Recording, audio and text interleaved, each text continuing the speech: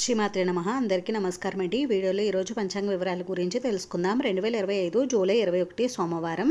స్వస్తి శ్రీ చాంద్రమాన శ్రీ విశ్వావసు నామ సంవత్సరం, దక్షిణాయనం, గ్రీష్మ ఋతువు, ఆషాఢమాసం, కృష్ణపక్షం, ఏకాదశి తిథి సోమవారం. ఈరోజు సూర్యోదయం ఉదయం 5:38 ఇంకా సూర్యాస్తమయం సాయంత్రం 6:33 ఉంది. ఈ రోజు ఏకాదశి తిథి రోహిణి నక్షత్రం ఉంది. ఏకాదశి తిథి ఉదయం 8:37 వరకు ఉంది. తదుపరి ద్వాదశి తిథి వస్తుంది. ఇంకా రోహిణి నక్షత్రం రాత్రి 9:05 వరకు ఉంది. తదుపరి మృగశిర నక్షత్రం అయితే ఉంటుంది. ఇంక ఈ రోజు యోగం వృద్ధి రాత్రి 7:22 వరకు ఉంది. తదుపరి ధ్రువ. ఈ రోజు కర్ణం వచ్చేసి బాలవ ఉదయం 8:34 వరకు ఉందండి. తదుపరి కౌలువ రాత్రి 7:26 వరకు ఉంది. తదుపరి తైతుల గర. ఇంక ఈ రోజు శుభ సమయాలు వచ్చేసి బ్రహ్మ ముహూర్తం తెల్లవారుజామున 4:19 నుండి 5:07 వరకు ఉంది. అమృత కాలం సాయంత్రం 6:05 నుండి 7:35 వరకు. అభిజిత్ ముహూర్తం 11:56 నుండి మధ్యాహ్నం 12:48 వరకు ఉంది.